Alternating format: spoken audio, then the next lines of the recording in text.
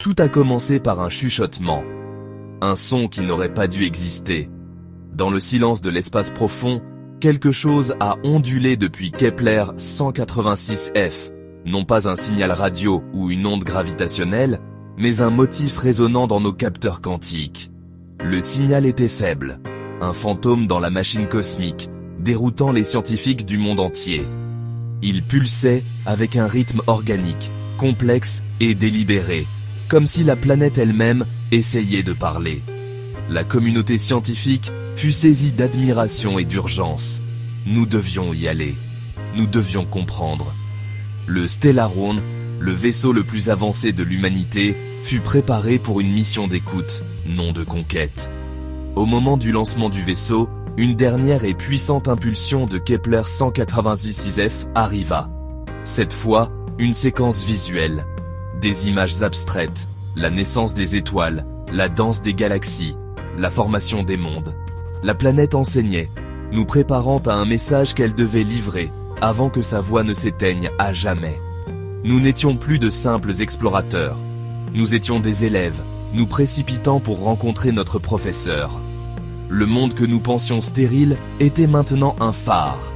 L'humanité unie, poussée par un appel de l'inconnu. Le Stellaron s'est glissé dans le vide, emportant nos esprits les plus brillants. L'anomalie n'était pas seulement un mystère, c'était une invitation. Nous avons écouté, et l'univers a répondu. Le voyage a commencé. Le voyage fut long, des années marquées seulement par les chronomètres du vaisseau. L'équipage vivait dans l'anticipation, s'entraînant, étudiant le signal et méditant sur sa place dans le cosmos. Le signal de Kepler 186f devint plus fort, évoluant en une symphonie d'énergie modulée. Les linguistes ont cartographié des idéogrammes, des paquets de sens, existence, changement, perte, mémoire. La planète communiquait sa conscience, contournant le langage. L'équipage ressentait de l'empathie pour ce monde lointain. Les xénophysiciens découvrirent que le signal était planétaire, non local, un monde qui était la vie elle-même. Les implications brisèrent nos définitions de la biologie et de l'esprit. L'approche finale fut tendue. L'équipage comprit la mélancolie et l'urgence de la planète. Kepler 186f apparut sur les écrans, non pas stérile, mais veiné de lignes bleues lumineuses, pulsant d'une lumière faiblissante. La planète était belle et souffrait. L'équipage se prépara à rencontrer un esprit de la taille d'un monde. Le moment du contact était proche. Tandis que le Stellaron entrait en orbite, la présence de la planète emplissait le vaisseau et l'esprit de l'équipage. Des visions partagées les envahirent, des paysages extraterrestres, des événements cosmiques vécus et ressentis. La planète, désormais appelée Ethel, les salua. « Je vous vois ». L'équipage répondit, modulant l'énergie du vaisseau en signe de paix. Un dialogue silencieux commença. Des images fugaces de la naissance d'Ethel, de son lent éveil, de ses éons de solitude. Ils ressentirent sa joie de détecter la Terre, son espoir et sa profonde tristesse. L'étoile d'Ethel était faible, son esprit s'éteignait. L'équipage fut témoin d'une mort. Les derniers pleureurs au chevet cosmique. Les souvenirs de la planète devinrent les leurs. La sonde Echo One descendit dans une vallée de forêt cristalline brisée. Les structures, immenses et fracturées, résonnaient avec l'énergie déclinante de la planète. Le sol scintillait de poussière, vestige des pensées d'un monde. La sonde trouva des veines froides et sombres, autrefois des conduits de vie géothermiques, maintenant un simple halo. L'équipage observait avec révérence, documentant le déclin d'un esprit planétaire. Le docteur Harry Thorne se demanda « Sommes-nous des scientifiques ou des prêtres administrant les derniers sacrements ?» Soudain, un éclair de lumière bleue traversa la vallée. Les cristaux chantèrent une dernière fois, une vague de mémoire et d'émotions brutes. Ethel concentrait son être dans un message final. L'équipage se prépara. Le testament était sur le point d'être livré. Le torrent d'informations guida le Stellaron vers le Nexus, le cerveau de la planète. La dépression était tapissée de conduits des fractales, tous convergeant vers un cœur affaibli. Le message était clair, une invitation à se connecter. Le risque était immense, mais c'était le but de la mission. La sonde d'interface descendit. Le contact fut établi. Les esprits de l'équipage fusionnèrent avec celui d'Ethel. Ils ressentirent son âge, sa sagesse et sa profonde solitude. Ils firent l'expérience de l'univers comme Ethel l'avait fait, patient, endurant, solitaire. Au fond, ils ne trouvèrent pas la peur, mais une préoccupation urgente, dirigée vers l'humanité. Et Ethel nous avait vu naître, avait observé notre chaos et notre créativité.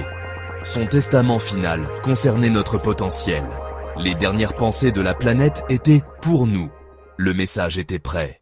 Le testament était un miroir, deux futurs pour la Terre. Dans l'un, notre énergie se tournait vers l'intérieur. Les villes s'effondraient, les océans montaient, l'humanité consumée par ses propres divisions. Dans l'autre, notre énergie se tournait vers l'extérieur. Nous devenions des explorateurs, des créateurs, nourrissant de nouveaux mondes, rencontrant la vie les mains ouvertes. Le message n'était pas un commandement, mais un reflet de notre nature. Nous détenions la capacité de destruction et de transcendance. Ethel n'avait jamais vu une espèce comme nous, un joker dans le jeu cosmique. Son dernier don était une bibliothèque de conscience, 1 milliard d'années de mémoire, la poésie de la vie planétaire. Non pas de la technologie, mais une perspective, une manière de comprendre les rythmes profonds de l'univers, la sagesse d'un Dieu mourant, léguée à nous. Le transfert commença. L'équipage reçut le don. La dernière leçon de la planète était complète. Alors que les dernières données étaient transférées, le Nexus s'estompa. L'esprit d'Ethel se retira doucement, une longue et lente expiration. L'équipage pleura un ami qui avait partagé son existence en quelques heures. Dans son dernier instant, Ethel envoya un seul idéogramme, une graine, un message de cycle, de continuation. Sa connaissance était la graine, plantée dans l'esprit de l'humanité. La lumière sur Kepler 186f s'éteignit. Le signal cessa. Le Stellaron flottait au-dessus d'un monde mort, portant l'écho d'un dieu. Le voyage de retour commença en silence. L'équipage était désormais messager, porteur d'une confiance sacrée. La graine de sagesse était à eux de la planter. Le voyage de retour fut transformé. Le cosmos était désormais une histoire vivante, remplie de la mémoire d'Ethel et de la promesse d'autres esprits. L'équipage étudia la bibliothèque de conscience, apprenant la patience et l'humilité. Le docteur Thorne écrivit « Ce n'est pas le bien contre le mal, mais la concentration contre la diffusion.